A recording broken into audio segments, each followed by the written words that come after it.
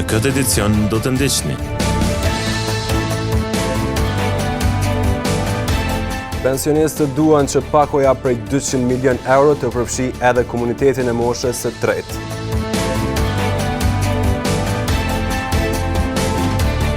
Nesër do të pastrohet Guska, pritën vullnetar të shumtë.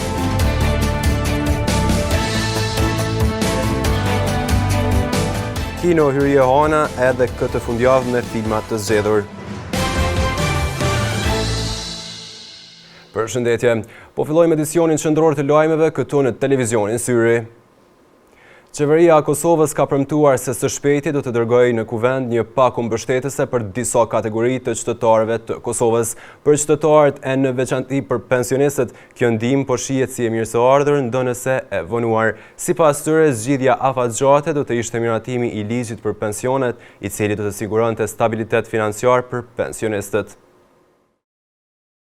Qeveria e Kosovës është duke u përgatitur për të shpërndajë qindra miliona euro për qytetarët. Kjo nismë po prezantohet si pjesë e një pakoje ekonomike për përballje me inflacionin, i cili ka prekur ndjeshëm standardin e jetesës në vend. Për qytetarët, e në veçanti për pensionistët, kjo ndihmë po shihet si e mirëseardhur, ndonse e vonuar. Ata thonë se rritja e çmimeve nuk është përcjell me rritje të ardhurave, prandaj çdo mbështetje nga shteti është e nevojshme. Që kjo është për ne një lajm shumë i mirë, sepse dhe tash e dim që qeveria edhe shteti nuk ka mundësimin e rrit çush mendojmë na. Të pa që inflacioni për shembull është 6, kurse ekonomia ka veç 4%. E kjo që ka ardhur, që thonë vonë, po më mirë vonë se hiç. E për ne është një mes shumë e madhe, që bile dhe neve me në ardhë rëndi si pensionistë, sidomos në mosha tretë, që na nuk mujmë kërkon me gjithë punë. Rase shteti neve nuk mundohet për ne, atëre dihet që është shumë gabim. Megjithatë, përveç mirëpritjes, pensionistët kanë edhe kërkesa konkrete. Mos të harrojnë se këto janë ndjem tonë. Këta na i kemi shkollu me kontributet tona. I kemi bo kome dur. E duhet ata me menu se dhe ata në shtëpiat e veta i kanë me siguri prind e vetë. Bili ku t'i shojnë prind që janë pensionista kujtohen edhe për ne. E kjo për mu është shumë një mes e madhe që bile dhe një herë dhe natë në rritit bile pakës. Të marrin diçka se që sa vite ne jemi veç për, në më thonë kjo nuk është pension, por është ndihmë sociale. Ndërkohë, të tjerët vlerësojnë se ndihmat të tilla janë të përkohshme dhe nuk zgjidhin problemin në thelb. Sipas tyre, zgjedhja afatgjate do të ishte miratimi i ligjit për pensionet, i cili do të siguronte stabilitet financiar për pensionistët. Kjo është një përkraje, një ndihmë për pensionistët, përsi se pensionistët kohë të fundit janë lënë jashtëdore. Pra ne kjo është e mirë se ardhur. Por mas mirë të ishte me qenë me ardhë ligji mbi pensionet. Se këto shkojnë argjitet e marrë me apet pensionin qyshimi të marrë në shtashi, që praktikisht është fatkeqësia e ma madhe. Kjo parë shkon, po e dyta, sikur të na jepet një ligji, këto parë shkojnë ligj edhe pensionisti e ka të sigurt. Tash i marrim këto, hargjitën s'ka mo. Mujnë që të arpet i marrim me 2 vjetra. Nuk është me do të mirë kja. Në fund, pakoja ekonomike e qeverisë po shihet si një lehtësim i përkohshëm për qytetarët, veçanërisht për pensionistët. Fenomeni i hudhjes së mbeturinave në hapësira të ndryshme publike duket se nga dita në ditë po bëhet edhe më i shpesht. Imazhet e siguruara nga kamera e syrit gjatë ditës së sotme flasin për një pamje as pak të mirë të ruajtjes së hapësirës publike, e sidomos në rrjedhën e përrojit të njohur si Nakarada. Fenomeni i hedhjes së mbeturinave në hapësira të ndryshme dhe jo të përshtatshme po bëhet gjithnjë e më i shpeshtë dhe shqetësues. Nga dita në ditë po vëret rritje e këtij problemi, i cili jo vetëm çndot ambientin, por edhe rrezikon shëndetin e qytetarëve dhe pamjen e përgjithshme të zonave tona. Pamjet e siguruara nga kamera jonë në rrjedhën e përrojit të njohur si Nakarada tregojnë një gjendje mjaft alarmante, ku shihen goma kamionësh, qeste plastike, sfungjera, mbeturina të ndryshme dhe materiale të hedhura pa asnjë kujdes. Këto pamje dëshmojnë mungesën e përgjegjësisë dhe nevojën urgjente për ndërhyrje. Kërkohet reagimi menjëhershëm nga institucionet kompetente për pastrimin e këtyre hapësirave dhe vendosjen e masave parandaluese në mënyrë që ky fenomen të mos vazhdojë të zgjerohet edhe më shumë.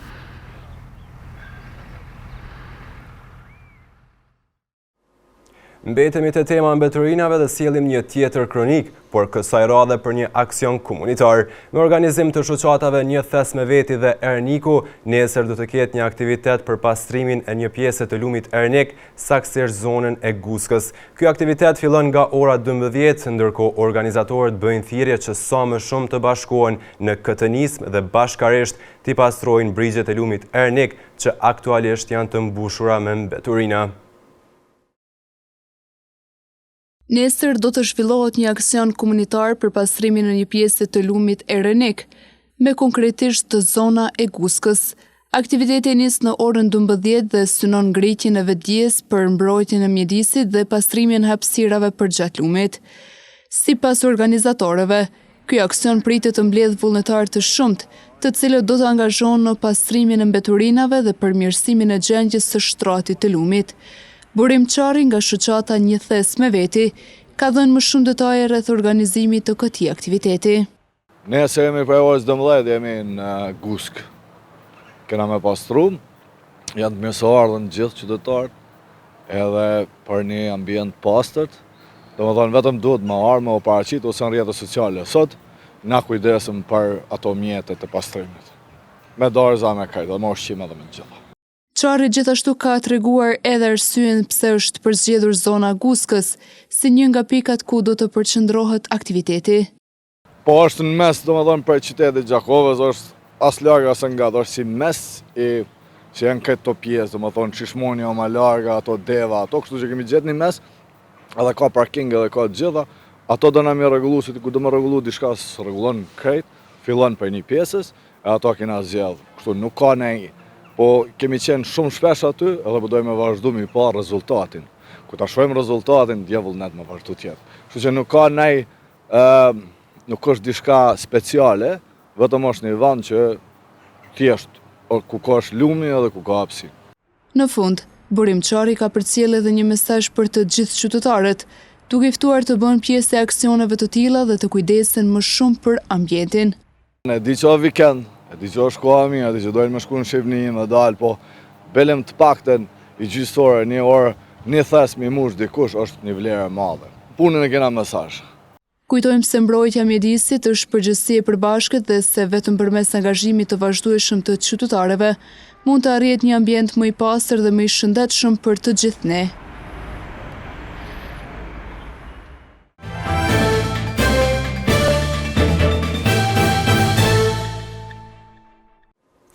Vullnetmirët e shoqatës Bereqeti kanë vendosur të nisin edhe një projekt tjetër humanitar për ndërtimin e një shtëpie për një familje skamnore. Ky projekt do të përmirësojë dukshëm jetesën e kësaj familjeje 9 anëtarëse, e cila aktualisht jeton në kushte shumë të vështira ekonomike. Vullnetmirët e shoqatës Bereqeti kanë nisur edhe një projekt të ri humanitar për ndërtimin e një shtëpie për një familje 9 anëtarëse. Bëhet fjalë për familjen Gunga, e cila jeton në kushte shumë të vështira, ku të gjithë qëndrojnë në një hapësirë të vetme. Më shumë rreth kësaj nisme ka treguar përfaqësuesi i shoqatës, i cili vuri theksin te domosdoshmëria për ta mbështetur këtë familje skamnore. Të theme të vërtetën, vitin 2026, familjen e fjalë nuk kanë qenë në plan programin për këtë projekt fillon sa më parë, por kur kemi vizitu, më të vërtet gjendja është alarmante. Këtu jetojnë 3 vëllezër, një prej tyre është i smur, 2 prej tyre të martuar, secili kanë nga 2 fëmijë kanë, nuk kanë banjo, nuk kanë kuzhinë, kushte elementare çdo që po shihet nuk kanë. Dhe automatikisht kena bërë çmos mi vendos prioritet me dhon kësaj shtëpie duke lënë disa shtëpi tjera. E dini shoqata e BE-qit është për të gjithë, pa marrë parasysh ngjyrën, pa marrë parasysh gjuhën, pa marrë parasysh vendin në qytet në fshat. E kthejmë shumë meritor, besoj që shpejt ja nisim, bëjmë apel nga bizneset në radhë të parë, nga diaspora, duke ditë se lagja SEF e ka një numër të madh diaspora që janë mbi 100 familja. Bashkë me profesorin Neglin që kemi afër, ndarë Zoti na bashkangjitin kush ka mundësi që sa më parë ta bëjnë në shtëpi, cila është vendi shumë i vogël, është 9 me 6, po mundojmë ta bëjmë 2 kat, secili vetë ta ketë nga një dhomë të gjumit, një kuzhinë së bashku dhe një banjë së bashku. Këto janë mundësitë tona për momentin. A ki mundësi me na tregu dhe vlerën se cila është vlera që po kërkohet për këtë shtëpi? Dikon 35 mijë me punë dorë komplet. Duke ditë shumë prej të që na falin gjatë rrugës, po mbesim më shpejt sa më shpejt kryhet. Ndërkohë, një nga familjarët tregoi për gjendjen e rëndë në të cilën ata jetojnë. Po, jena në gjendje shumë të keqe, që shpeshini edhe vetë, që të jetojnë akre familja, kena që të salan, edhe një dhomë tjetër anena, që shpeshini është shumë keq, këto nalë qërë që shot avani, një fryj me bo me kap këtot, krejt fryjnë pis naltit poshtë, fryjnë. Këto asu gjaki nuk e kanë të mire, kanë të presht, këthen, fëmija po smuen prej timit, me bo bili me bo me ra dhe një shi, mundet me ra krejt avani, shumë keqa, për stepri është keq. Kërkojna një shpi, për me hongër me pi mirë jena, elhamdulillah pi Zotit, po për një shpi jena keq. Për një shpi që, e që shpeshen edhe laminoti krejt u prish, aty vloga e kop, shumë keq, shumë, pa banjo, pa ola, pa kur gjo. Po duhet mu la që shtot me tas, qka me bo? S'po kena as qka me bo? Ngosht bal, po inshallah da Zoti bëhet mirë.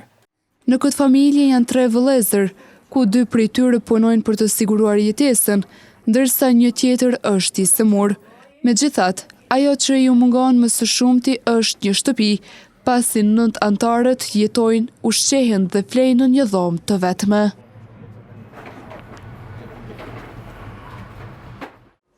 Dy automjete janë përfshirë sot në një aksident komunikacioni të ndodhur rreth orës 14:30 në fshatin Osekpash. Në raportin e policisë bëhet e ditur se përpos dëmeve materiale nuk raportohet për persona të lënduar, ndërsa njësitë relevante të policisë janë në vend ngjarje dhe po merren me ekzaminimin e rastit.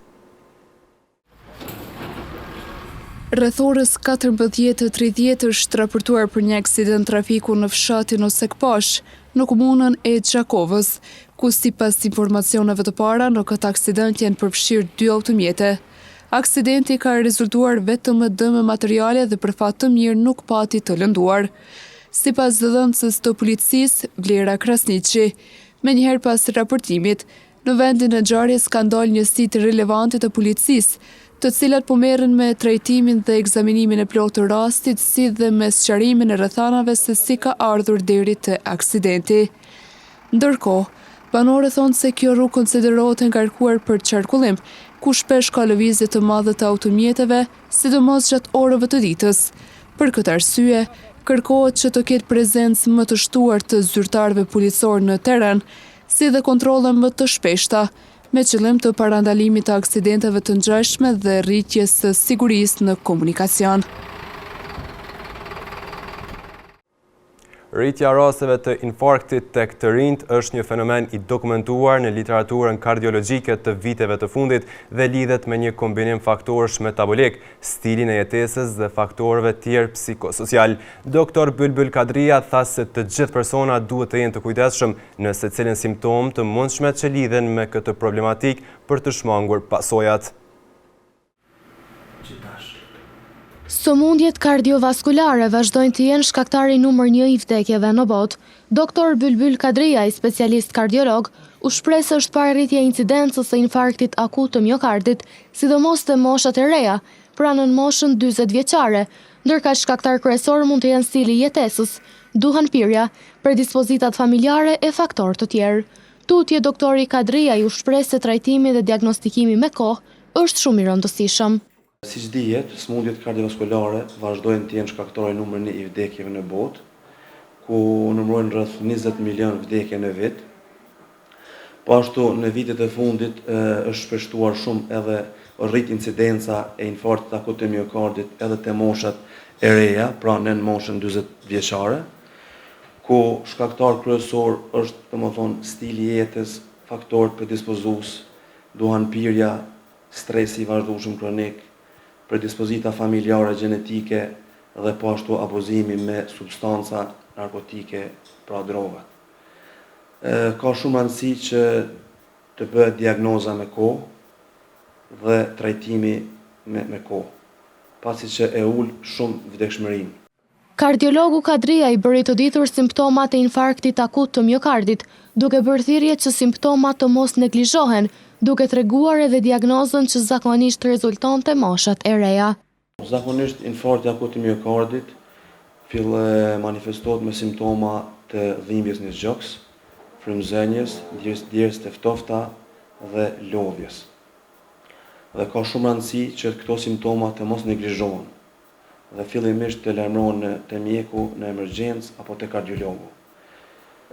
Trajtimi, domethënë nëse vërtetohet diagnoza e infarktit akut të miokardit, trajtimi bëhet me angiografi koronare, pra dhe reperfuzionimi i arterjes së mbyllur. Tek moshët e reja zakonisht rezulton që është vetëm një arterje e mbyllur, koronare, shpesh edhe ka vonesa në diagnozë të këto mosha, grup mosha, për shkak se paragjykohen për shkak të moshës së re. Në mënyrë që parandalimi të jetë i saktë, doktori Kadria i shtoi se duhet të bëhet modifikimi i stilit të jetesës, të jetë terapia medikamentoze, si dhe të bëhen kontrolla të rregullta tek kardiologu.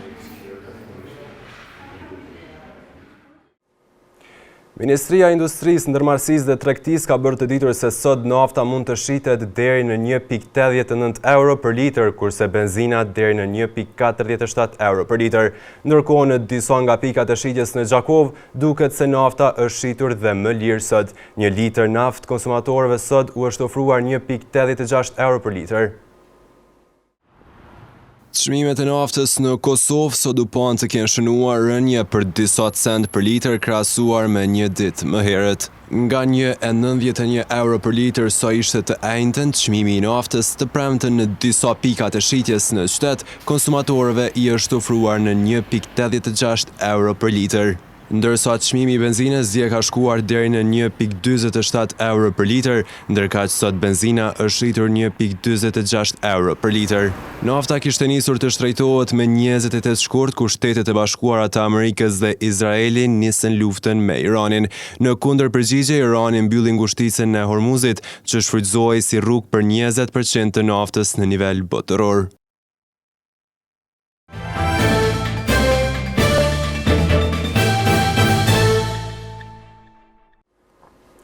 Disa filma për të rritur e fëmijë janë planifikuar të shfaqen gjatë vikendit në kineman Hyrje Hana në Gjakov. Në kalendarin javor të kinos është prezantuar edhe orari i shfaqjes së filmave si një përzgjedhje e mirë për të gjithë filmdashësit. Kino Hyrje Hana dhe këtë javë vjen me një program të pasur dhe të kuruar me shumë përkushtim, duke synuar të jetë sa më afër publikut dhe zhvillimeve më të fundit të kinematografisë botërore. Në një kohë kur industria e filmit po evolon vazhdimisht, kjo kinema po përpiqet të sjellë një përzgjedhje që reflekton këto trende dhe i afron ato me shikuesit vendas. Në këtë frym, publiku do të ketë mundësi të përjetojë Kill Bill dhe Whole Bloody Affair, një nga veprat më të njohura të Quentin Tarantino, i cili sjell një kombinim unik të aksionit, estetikës vizuale dhe rrëfimit të fuqishëm. Në anën tjetër, programi sjell edhe The Super Mario Galaxy, që do të përfaqësojë një nga drejtimet më të reja të industrisë, adaptimin e botëve të lojrave dhe kulturës digjitale në ekranin e madh. Këta filma po bën gjithnjë më të rëndësishëm në tregun global, duke krijuar një urë mes brezave dhe duke tërhequr një audiencë të gjerë që lidhet me nostalgjinë, por edhe me risit vizuale dhe teknologjike. Përmes këtij kombinimi, Kino Hyrje Hana synon të tregojë se kjo përzgjedhje e filmave gjatë të gjithë fundjavave nuk është rastësore, por ajo vjen si pjesë e një vizioni për ta bërë kineman një hapësirë më të hapur, më bashkëkohore dhe më të lidhur me rrjedhat globale të filmit. Prandaj edhe këtë fundjavë, Kino Hyrje Hana fton filmdashësit të bënë pjesë e këtij rrugtimi filmik ku çdo shfaqje është një mundësi për të zbuluar diçka të re, për të përjetuar emocione koneksionet të forta dhe për t'u afruar edhe më shumë me botën e madhe të filmit. Në vazhdim të ndjekim parashikimin e motit për ditët në vijim.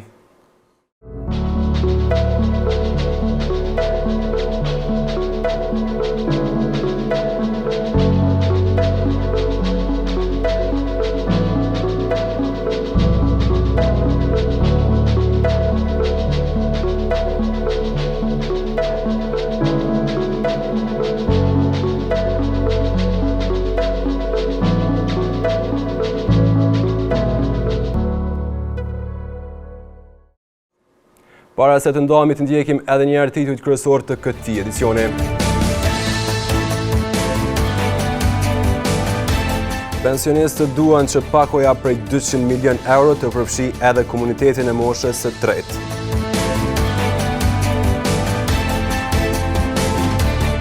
Nesër do të pastrohet Guska, pritën vullnetar të shumtë.